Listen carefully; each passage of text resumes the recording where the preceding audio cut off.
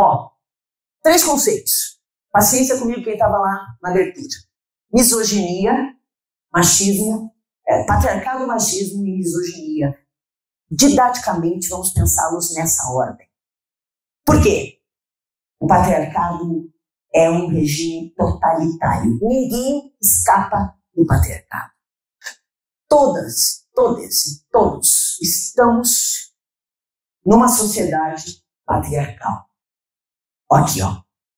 Se o Brasil fosse uma casa, essa casa cresceria sobre 3 pilares que organizam essa nação: o machismo, o racismo, o classismo.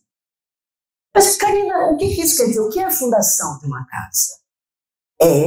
São os pilares, é a estrutura mais robusta de uma edificação, aonde sobre ela sobe todo o resto. Ela dá lastro, ela dá sustentação. A sociedade brasileira se sustenta num funcionamento patriarcal. Homens são superiores às mulheres. Mulheres são inferiores aos homens. Sim ou sim? Que o patriarcado nos diz isso. Sim. Mas para que essa ideia aconteça, a gente precisa de uma ferramenta que faça com que, na prática, a ideia da superioridade masculina cole nessa sociedade. Que ela siga sendo reproduzida e reeditada ao longo da história da nação, mantendo esse status quo, tomando novos formatos, sendo reeditado. Ok? Então, mulher, tu votarás, mas tu não serás eleita. Tu votarás, mas tu não serás sequer candidata, porque nós vamos te tirar do jogo. Mulher, se ainda assim tu conseguires chegar aos espaços de poder, nós vamos te ameaçar de estupro, nós vamos te ameaçar de morte. Nós faremos de tudo para que todas as ideias que você traga, principalmente se tiver respeito às vidas, a vida de outras mulheres, serão boicotadas, serão sabotadas. Então, não se coloca. Os partidos políticos são instituições. Instituições têm a função de propagar regras e normas no convívio de sociedade. Então, o partido político ele é uma instituição. Se ele é instituição e o Brasil é uma nação estruturalmente machista, logo, essa instituição vai usar os seus mecanismos para propagar para os seus participantes a ideia de que mulheres são inferiores. Reines falava, na década de 80, quando estive na vereança, tínhamos embates, mas eu era muito mais respeitada no teor do embate do que eu sou atualmente, né? No primeiro e agora indo para o segundo mandato mais recente, porque é o 4º mandato vereador. Então, o que a gente entende, né? Claro que tivemos um levante mundial, né, de intolerância à diversidade humana e de ódio a pessoas não brancas, a mulheres e a outros grupos que são alvo desse ataque absurdo que é um fenômeno mundial. E digo, vai piorar. Mas, Karina, o que a gente faz? Saio da ordem da apresentação. Karina, o que a gente faz? A gente luta. Mas e quando luta? Até porque a gente não tem opção.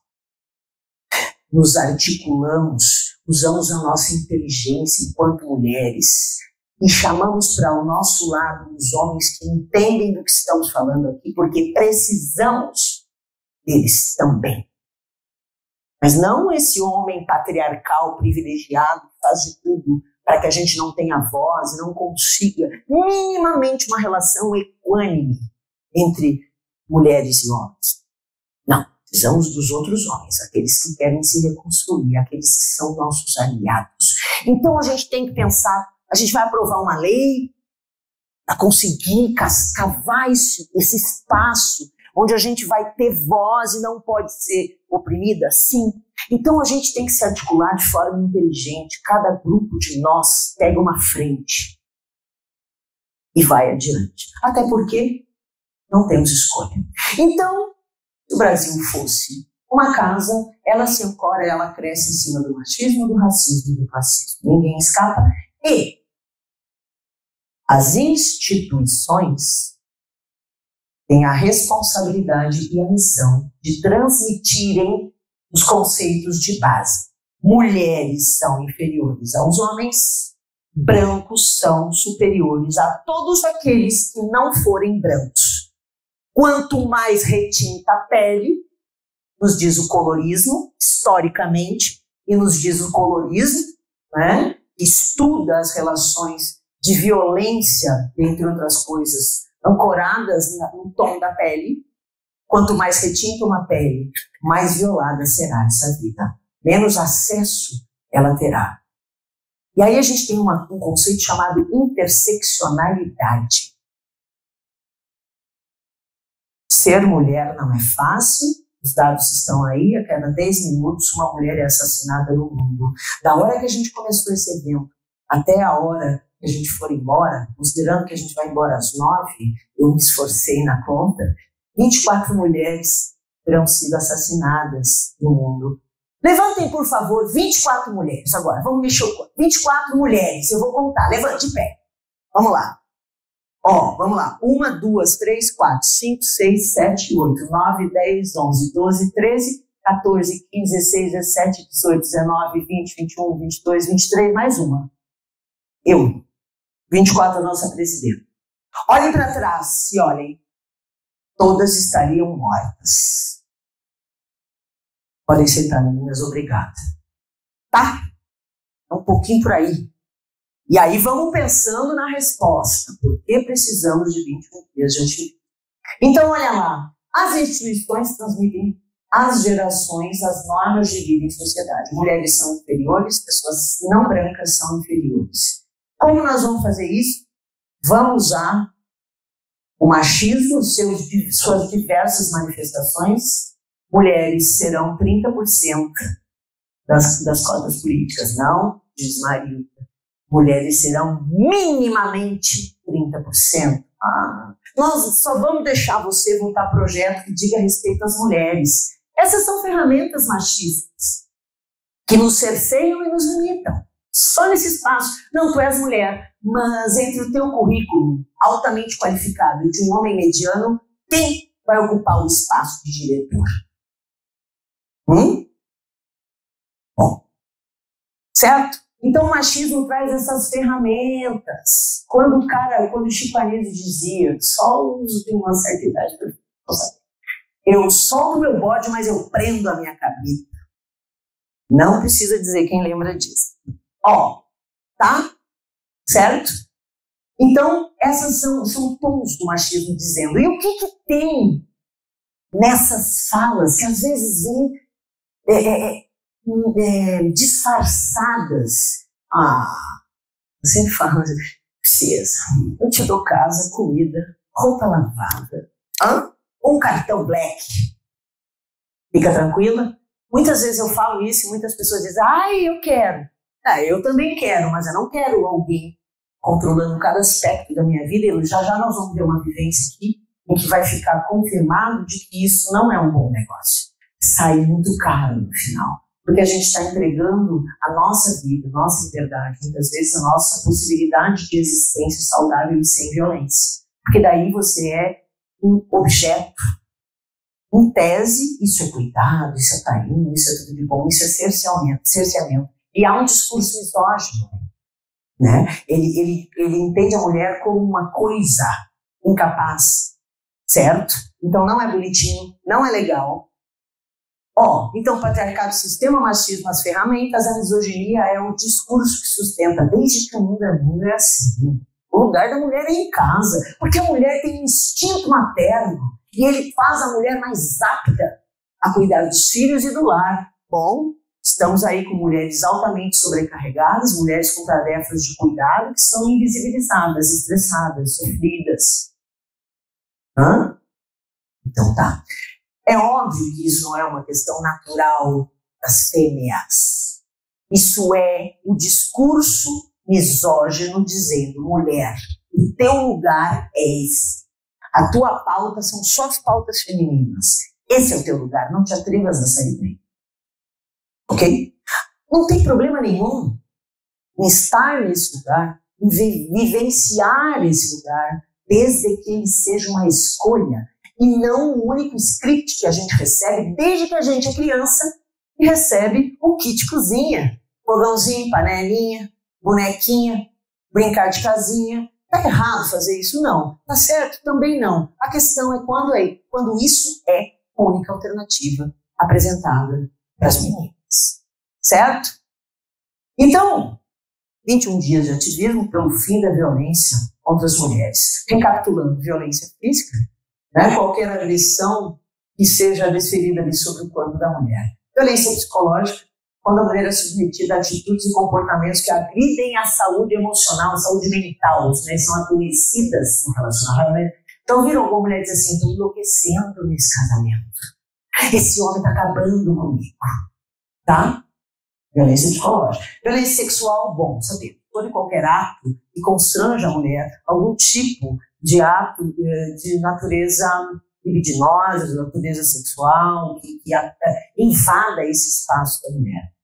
Violência moral, né, quando a imagem e a reputação da mulher são atacadas por calúnias, difamações e julgamentos. E a violência patrimonial, quando o dinheiro dela é controlado ou os objetos são destruídos. Na vivência a gente vai ver. A vivência que eu vou trazer, nós vamos enxergar. Por isso que eu estou recapitulando esse tipo de violência, tá bom? Para a gente poder depois chegar com isso fresquinho lá. Eu vou começar agora. Quanto tempo eu já gastei até aqui? Porque eu não posso interromper essa história. Quanto eu gastei? 12. Hoje eu vou apresentar para vocês uma personagem. E a vida de uma mulher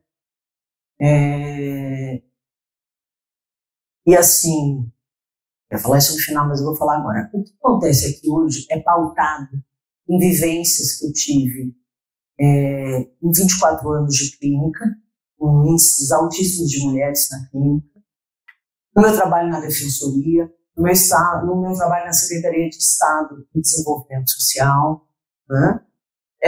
De relato de amigas, de fatos e acontecimentos que são projetados na mídia. Então, essa mulher, que a gente vai chamar de Maria, nesse momento ainda não nasceu, ela vem como uma criação de um imaginário que eu tenho olhado desde a infância. Quando a gente olha para a mãe da gente, quando a gente escuta a história da avó da gente, quando a gente enxerga as amigas da gente, tá? Essa mulher poderia ser eu, poderia ser qualquer uma de vocês.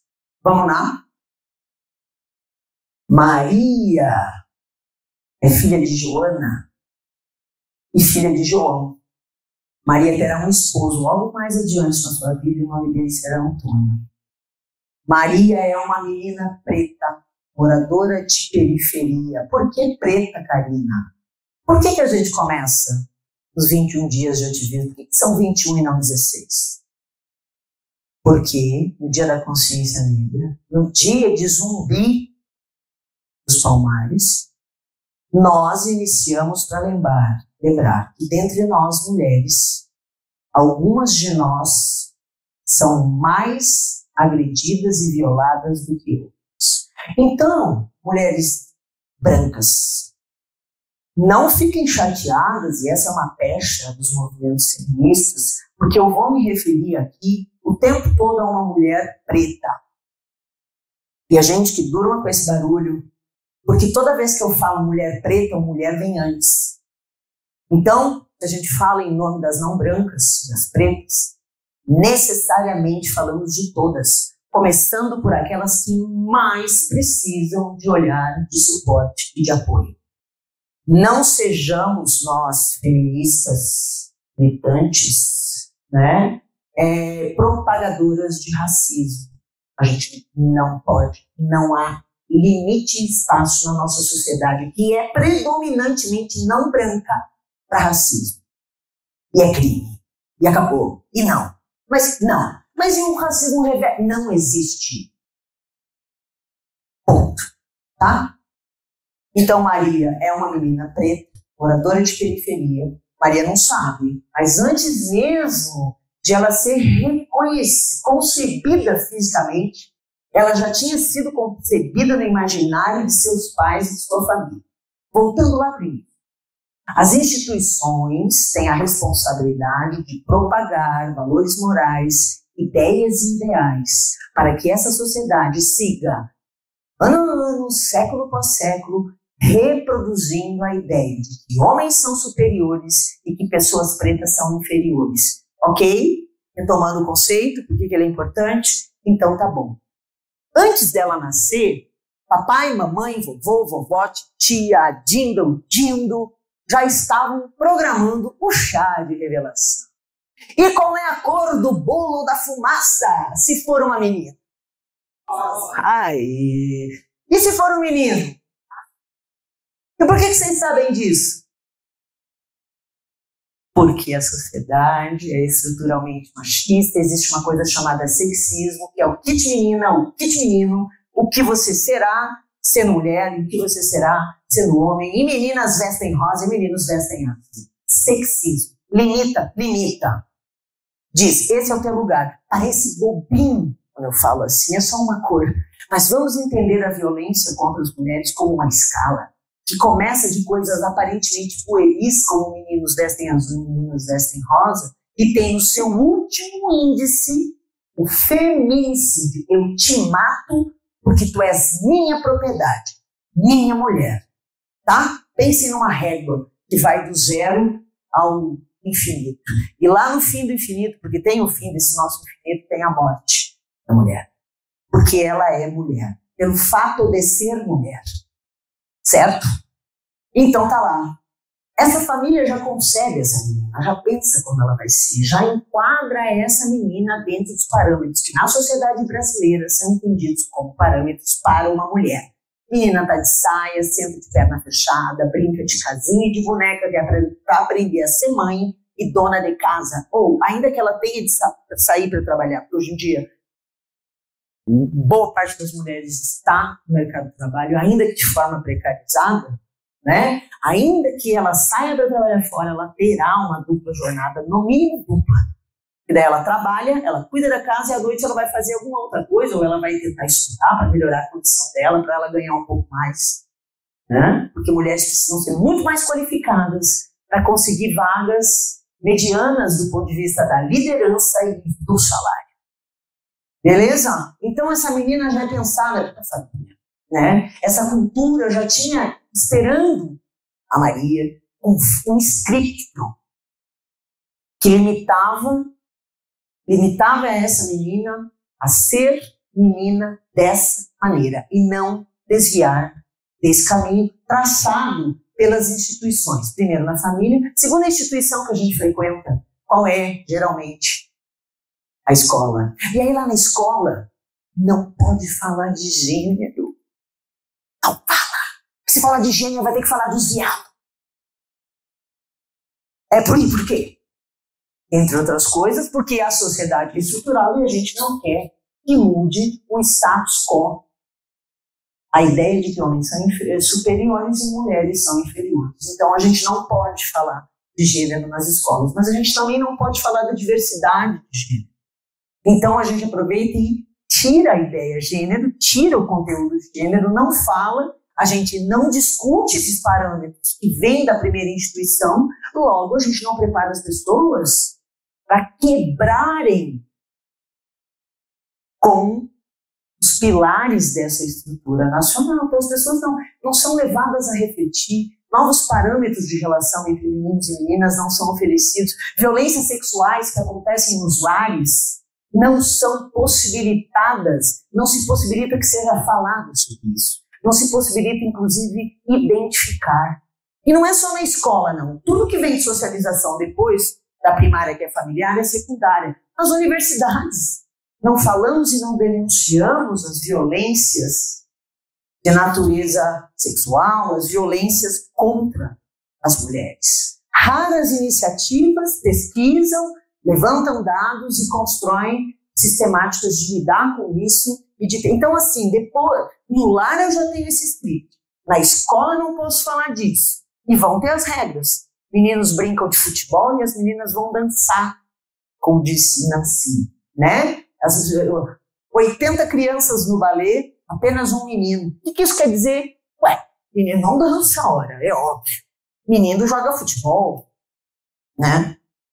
Sexismo, né? Ferramentas para eu já ir criando essa nação com essas ideias, certo? E elas são reproduzidas em todas as instituições. Depois essa criança vai para essa pessoa vai para a universidade, ela é assediada sexualmente, porque afinal de contas existe uma disparidade de poder, né?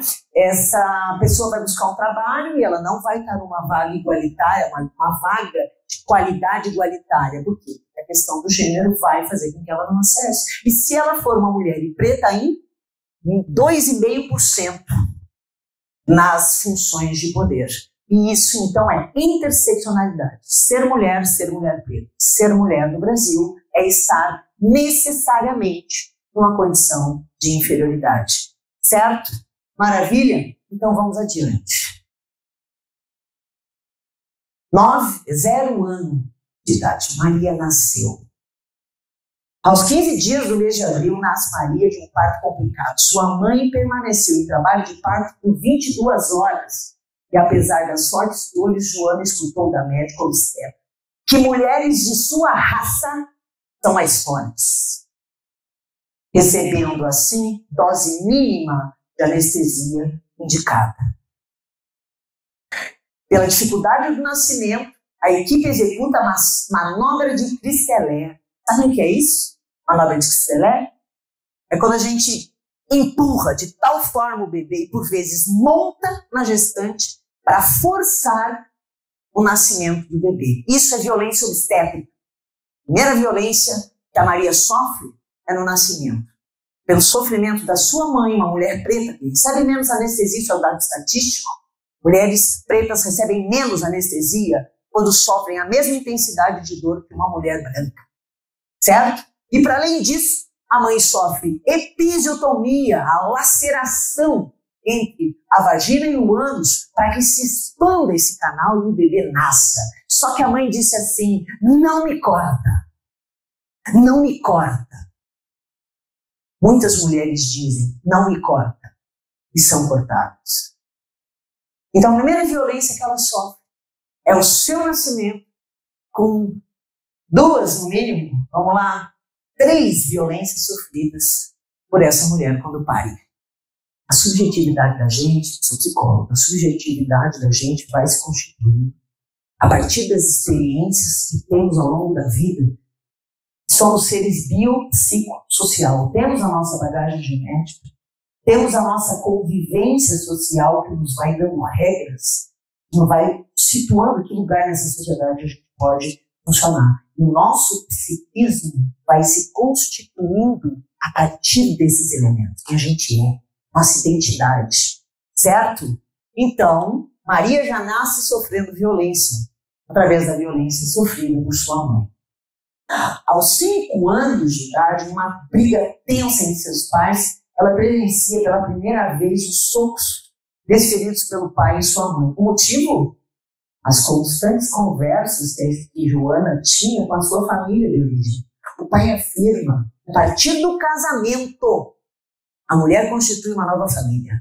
E ela tem de largar e esquecer a família de onde ela veio. Porque a partir daquele momento, a família são ele e a filha. Quem aqui já não ouviu isso? Quem aqui já não trabalhou com um caso como esse ou conhece alguém que viveu isso?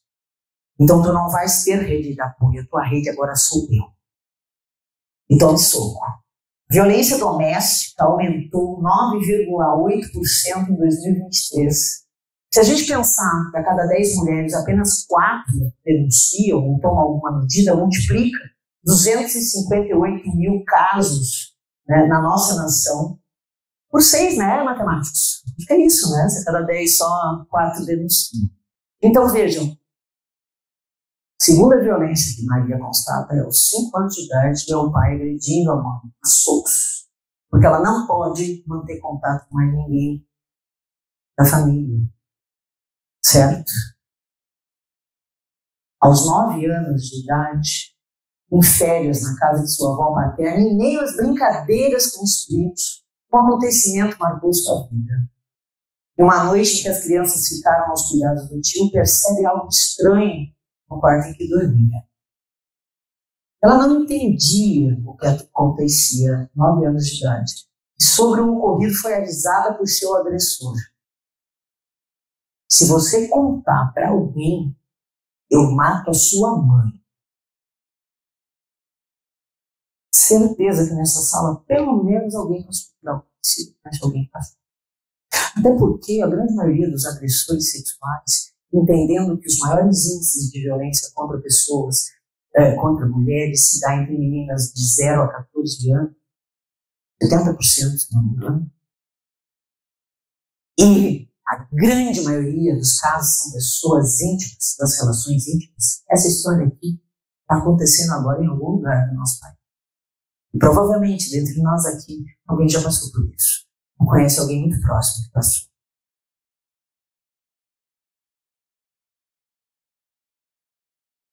12 anos de idade.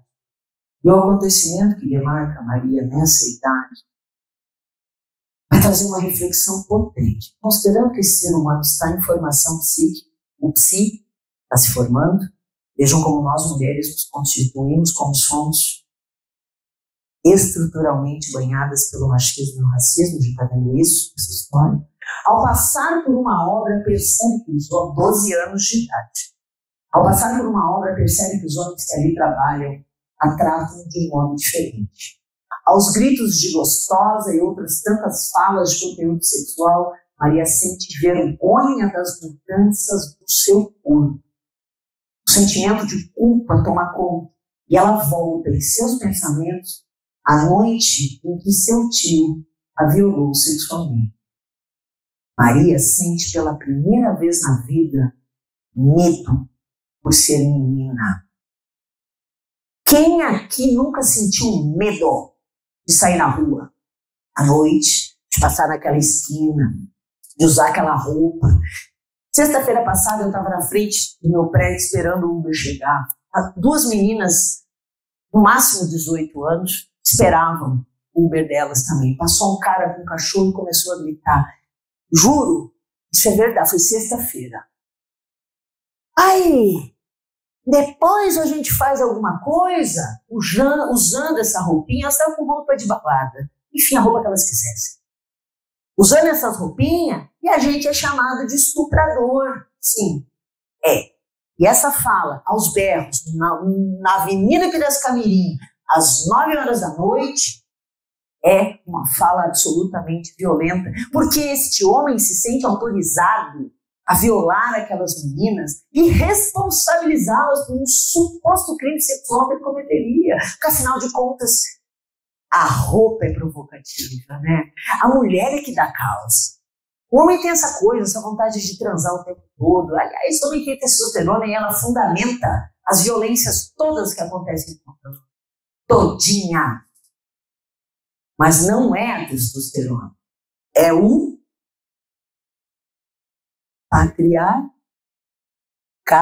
patriarcado com a sua ferramenta que é o machismo, com o seu discurso que é misoginia. Vou repetir 1 milhão de vezes, que é para fixar mesmo. Tá? Veja, esse psiquismo desse ser humano, porque mulher é ser humano, e direito da mulher é direito humano, esse ser humano sentiu medo pela condição de menina. E a gente cresce com medo. Nós crescemos com medo. Muitas de nós, muito mais medo do que as outras, mas o medo é um sentimento comum a todas as mulheres. A gente levanta de manhã e sai enfrentando esse medo. Mas a gente sente medo o tempo todo. Medo de ser agredida porque é uma mulher lésbica que não performa a feminilidade. Que os nossos corpos são corretivamente estupráveis para a gente entender o que é bom. Certo? Ok? Então, aos 12 anos, Maria sente medo de ser mulher. Isso, numa estrutura psíquica, é estruturante. É uma marca. Muitas vezes as mulheres chegam no consultório com medo de base, o medo de ser mulher. E tudo que decorre daí. 16 anos de idade, Maria sempre gostou de brincar de construção. Construía incessantemente prédios e maquetes ao longo de sua infância. Dizia que esses prédios eram sua casa. Decide-se, aos 16 anos, ingressar na universidade para ser engenheira civil. Sob os protestos da família e do namorado Antônio, ingressa na faculdade pelo sistema de cotas. Quando uma menina pobre, preta e periférica, romperia com esse ciclo, já que ela foi a primeira pessoa de sua família a fazer essa faculdade. Desigualdade histórica, reparação histórica. Não é privilégio, é o mínimo. Porque se as pessoas escravizadas resolvessem nos passar a conta histórica, a gente estava lascado. Mas não, a ideia não é violência absurda com violência absurda. Então não sejamos violentos e vamos entender que as cotas de cunho racial, elas são fundamentais. Não sei se essa expressão está correta. Me corrijam se eu tiver usado errado. Tá? Certo? Elas são fundamentais. Os pretos, os não brancos, os indígenas, os povos originários do nosso país, eles tendem a ocupar os espaços de construção de saber. Saber é empoderamento, saber é poder. Então tem que ir. E aí a Maria conseguiu romper e entrou. Só que a fala do pai, principalmente do pai e do namorado, tá, mas tu tem que escolher um curso de homem? Tu tem que escolher um curso de homem? Sexismo. Engenharia é coisa de homem. Prova está, quem faz engenharia sabe como são as salas de aula, né? Então esse sexismo diz assim, mulher, nesse terreno tu não pisas. Não vai pisar, então não pode ser engenheiro. Mas ingressa em curso de graduação e ela se torna engenheira civil. Na verdade, antes disso, ela vai buscar o primeiro estágio, aos 18 anos de idade, e encontra uma barreira inesperada. Era bonita demais para conviver em uma obra com tantos homens. Quer dizer, a gente tem que sentir culpa até de estar dentro de um parâmetro esteticamente entendido como bonita.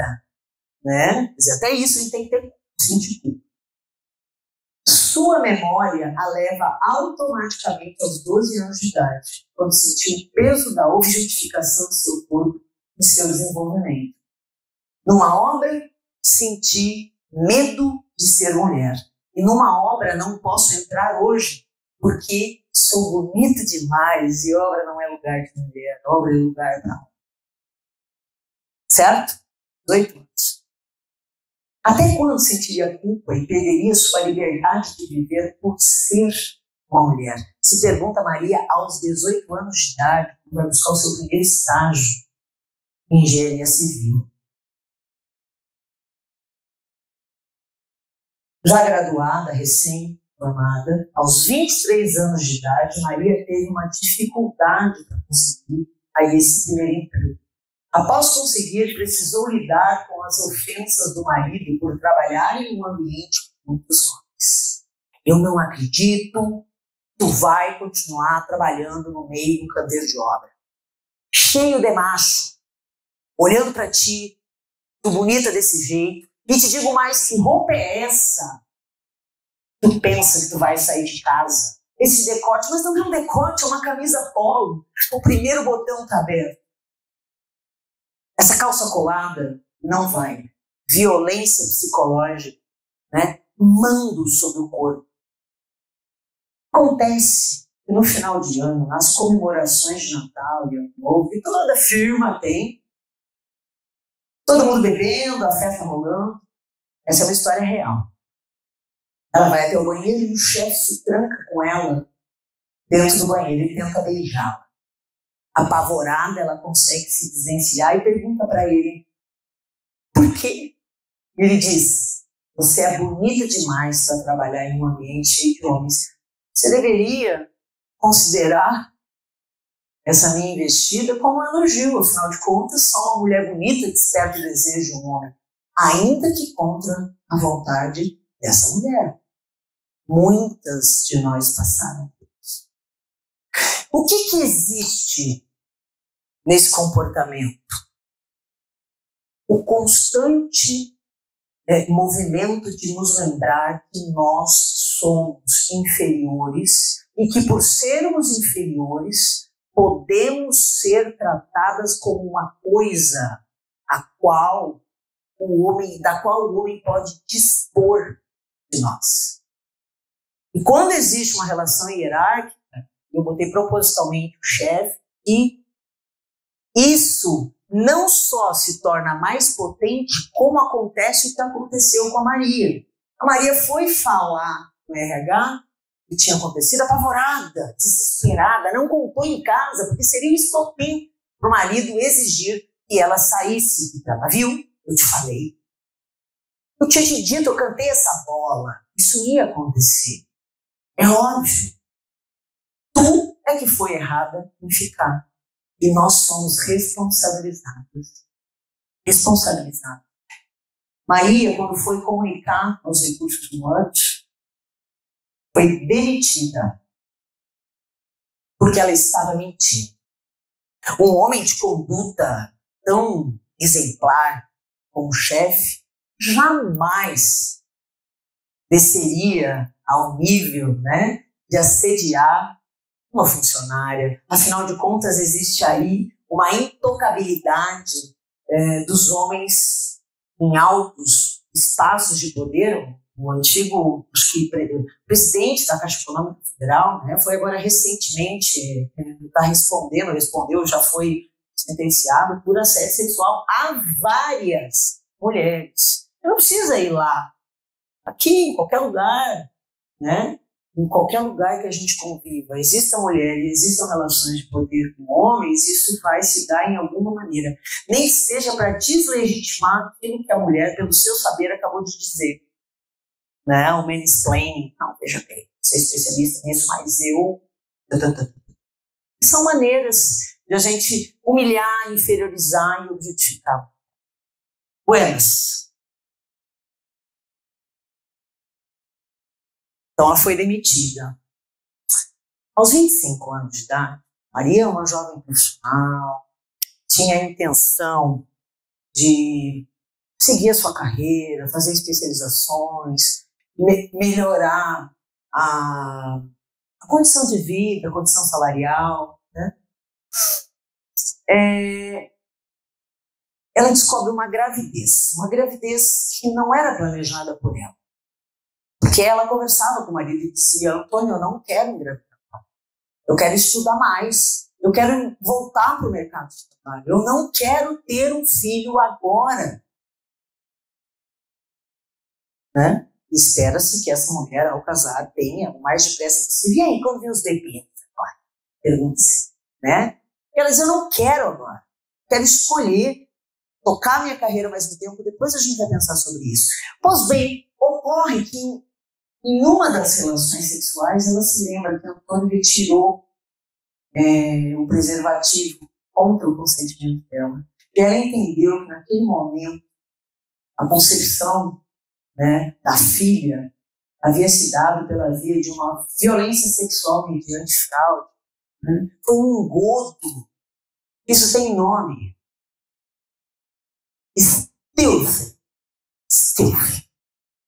Tem a ver com enganação, com ludibriação, com eu. Porque essa mulher, ela consentiu na relação sexual.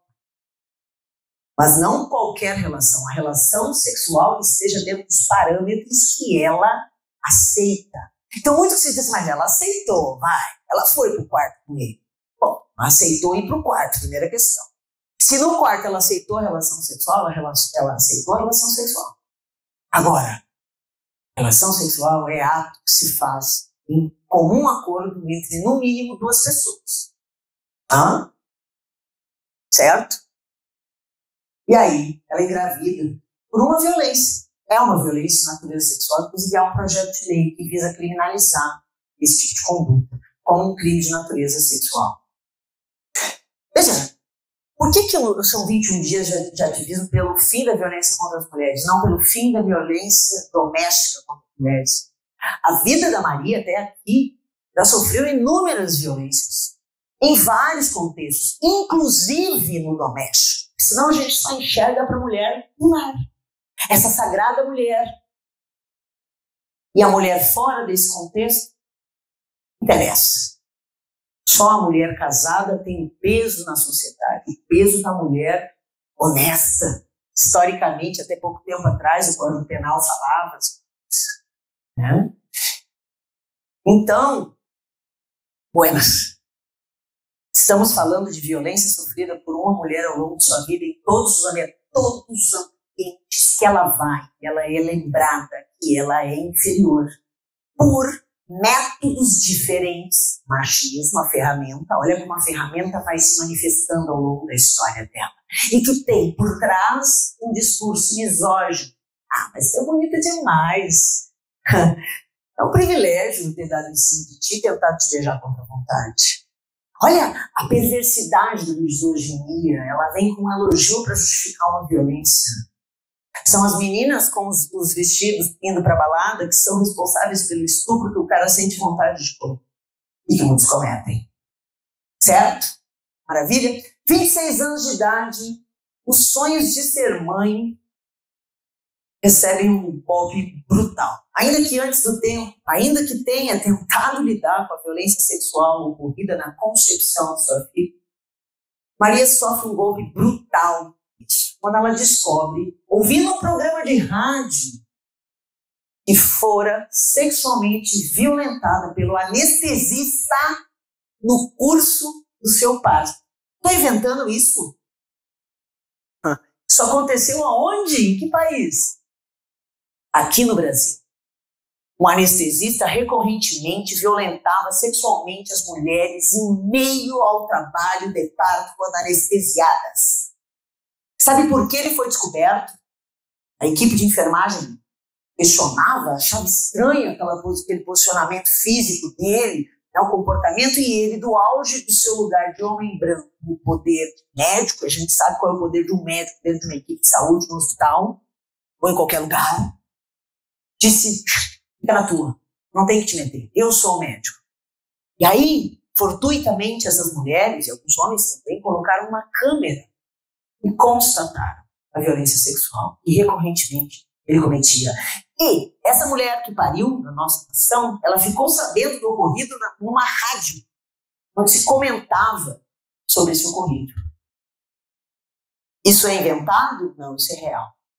Então, também no parto dela, historicamente, ela já nasceu sendo violada com a mãe também, ela é sexualmente.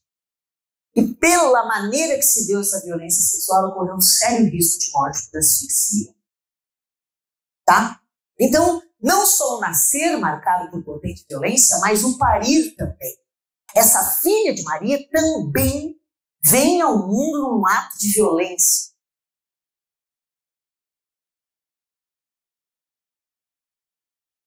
Aos 27 anos de idade, após a perda do emprego, em menos de um ano de trabalho, Maria encontra-se totalmente dependente economicamente de seu marido. Lembrem? Ela perdeu o trabalho, ela não se recolocou no mercado de trabalho, ele fez a proposta da Vicesa, casa com ele, roupa lavada, ela aceitou, certo? Tentou se recolocar, mas ficou. E agora, ela sequer se reconhece. Mas aqueles sonhos que ela construiu, o brincar de construir prédio, a faculdade inteira, todas as lutas que Maria teve para acessar espaços, não só porque ela é mulher, mas porque ela é uma mulher preta, e é mais difícil ainda, ela já não reconhece mais. A dependência econômica acaba por autorizar o Antônio a exercer total controle sobre as suas relações sociais, familiares, sendo impedido de contatar a mãe, as irmãs e as amigas. Lembram da história da mãe dela? Ela já passou por isso. Aliás, a primeira vez que a Maria viu violência acontecendo dentro do lar foi quando o pai soqueou a mãe, como se diz na minha terra, soqueou, porque não aceitava que ela fizesse contato com a família dela. De novo, é um ciclo transgeracional. Outra coisa, a violência contra a mulher, ela pode ser de um ciclo transgeracional. Geração pós geração, essa violência é repassada, reeditada e transmitida pela instituição família e reforçada por todas as instituições onde uma mulher venha fazer parte. Não importa o nível de poder que ela esteja, ela será constantemente lembrada de que ela é inferior. E a ideia de machismo estrutural é justamente porque essa ideia está em todo lugar, a todo tempo, a qualquer momento, e todas nós já sofremos, de alguma maneira. Aos 35 anos de idade, após muitos anos de relacionamento, Maria segue não se reconhecendo. Sua vida não faz mais sentido, principalmente pelo fato de sofrer constantes humilhações e violências físicas de parte de Antônio, seu marido. E uma noite, após um potente episódio de violência física, foi violentada sexualmente pelo marido. A justificativa foi que, por ser esposa, ela tem as suas obrigações maritais. Afinal de contas, ela veio para transar. Ao procurar um pastor, podia ser um padre, podia ser um pai de santo, podia ser um médium master da mesa branca kardecista, não importa. O que eu estou querendo dizer aqui é que as instituições religiosas são instituições. E se elas são instituições, considerando a estrutural condição brasileira, elas vão propagar valores morais, ideias, conceitos para assegurar o status quo. O pastor diz assim: Maria, você precisa ficar na sua casa, porque o papel mais importante da mulher é o de dona de um lar. O homem é a cabeça, mas a mulher é o pescoço. Tá vendo isso? Misógino. Misógino, absolutamente misógino. Né? E diz assim: a mulher de verdade persevera, apoia e fortalece o seu varão. Estou falando bobagem? Nunca se disse isso na história do país? Poderia ser um padre, poderia ser um pai de santo, poderia ser um médium de mesa branca, poderia ser um monge budista, recentemente, certo? Poderia. Por quê? É estrutural. E digo mais, não é só no Brasil, é no mundo. 0% dos países no mundo, 0% não tem feminicídio. 0%. Tá bom? Isso aos 35 anos de idade. Tá acabando, tá? Aos 37 anos de idade, após o segundo estupro de Antônio, Maria rompe o silêncio de anos e foge com sua filha para a casa de sua mãe. Tem início um martírio de fugas incessantes das investidas do ex-marido. Em um rompante de coragem, ela vai à delegacia da mulher e solicita, depois de fazer o BO, solicita a medida protetiva. Na disputa, ele ganha aí uma medida de afastamento, não pode chegar perto dela, menos de 500 metros. Na disputa pela guarda da filha, precisa suportar as ofensas proferidas pelo advogado de defesa do ex, o qual faz alegações sobre sua moral, afirmando que a mesma não poderia ser uma mãe digna para sua filha. O Poder Judiciário, o sistema de justiça no qual eu trabalho, é o quê? O TJ, o MP, a Defensoria, são o quê? A OAB, são o quê? Instituições. Instituições são responsáveis pela estrutura machista a propagar valores morais, então elas reproduzem, passam adiante e precisam fortalecer a ideia de que mulheres são inferiores. Tá aqui. Até ontem mesmo, né? Não ontem, mas ontem porque é bem mais perto. Você podia alegar que a conduta da mulher justificava a violência sexual. Sim ou sim, advogados e advogadas presentes, né? Ontem. Temos de história, ontem mesmo. Tá certo? Então, existiria um universo para a gente discutir só aqui, ó. Tá? Aos 38 anos de idade, em um final de ano, nos últimos dias letivos, Ao buscar a filha na escola, percebe uma presença perturbadora. Espreitando de trás de um carro, Antônio. Isso aqui aconteceu. O mesmo vai até ela e suplica para que volte. Refere que mudará seu comportamento e nunca mais a agredirá.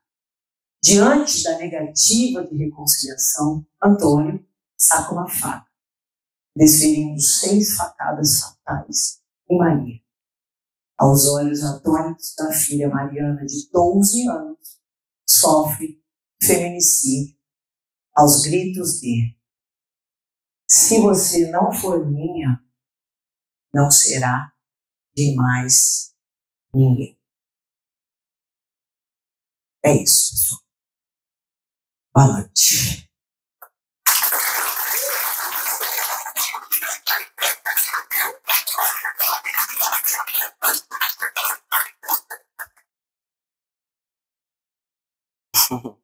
Obrigada.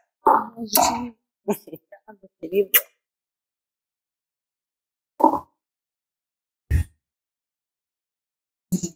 Mais um pouquinho.